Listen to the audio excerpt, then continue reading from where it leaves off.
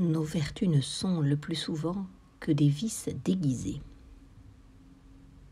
Ce que nous prenons pour des vertus n'est souvent qu'un assemblage de diverses actions et de divers intérêts, que la fortune ou notre industrie savent arranger.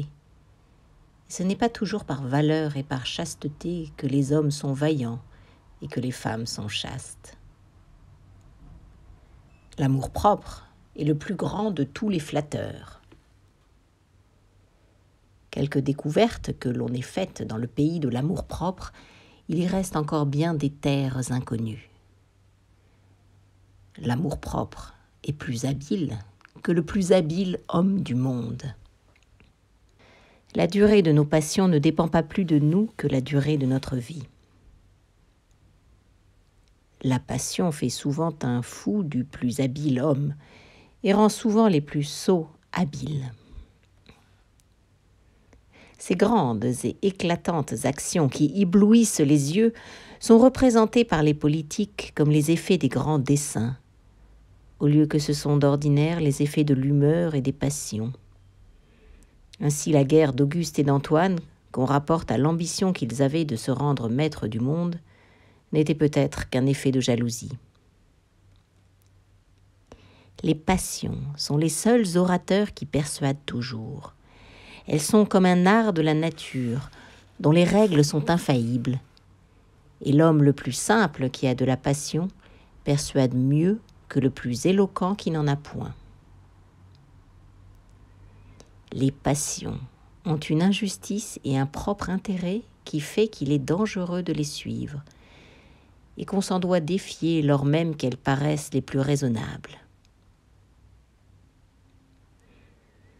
Il y a dans le cœur humain une génération perpétuelle de passions, en sorte que la ruine de l'une est presque toujours l'établissement d'une autre. Les passions en engendrent souvent qui leur sont contraires. L'avarice produit quelquefois la prodigalité, et la prodigalité l'avarice. On est souvent ferme par faiblesse, et audacieux par timidité. Quelque soin que l'on prenne de couvrir ses passions par des apparences de piété et d'honneur, elles paraissent toujours au travers de ces voiles. Notre amour-propre souffre plus impatiemment la condamnation de nos goûts que de nos opinions. Les hommes ne sont pas seulement sujets à perdre le souvenir des bienfaits et des injures, ils haïssent même ceux qui les ont obligés et cessent de haïr ceux qui leur ont fait des outrages. L'application à récompenser le bien et à se venger du mal leur paraît une servitude à laquelle ils ont peine de se soumettre. La clémence des princes n'est souvent qu'une politique pour gagner l'affection des peuples. Cette clémence, dont on fait une vertu, se pratique tantôt par vanité, quelquefois par paresse, souvent par crainte, et presque toujours par tous les trois ensemble. La modération des personnes heureuses vient du calme que la bonne fortune donne à leur humeur. La modération est une crainte de tomber dans l'envie et dans le mépris que méritent ceux qui s'enivrent de leur bonheur. C'est une vraie ostentation de la force de notre esprit. Et enfin, la modération des hommes dans leur plus haute élévation est un désir de paraître plus grand que leur fortune. Nous avons tous assez de force pour supporter les maux d'autrui. La constance des sages n'est que l'art de renfermer leur agitation dans le cœur. Ceux qu'on condamne au supplice affectent quelquefois une constance et un mépris de la mort qui n'est en effet que la crainte de l'envisager, de sorte qu'on peut dire que cette constance et ce mépris sont à leur esprit ce que le bandeau est à leurs yeux. La philosophie triomphe aisément des maux passés et des maux à venir, mais les maux présents triomphent d'elle. Peu de gens connaissent la mort.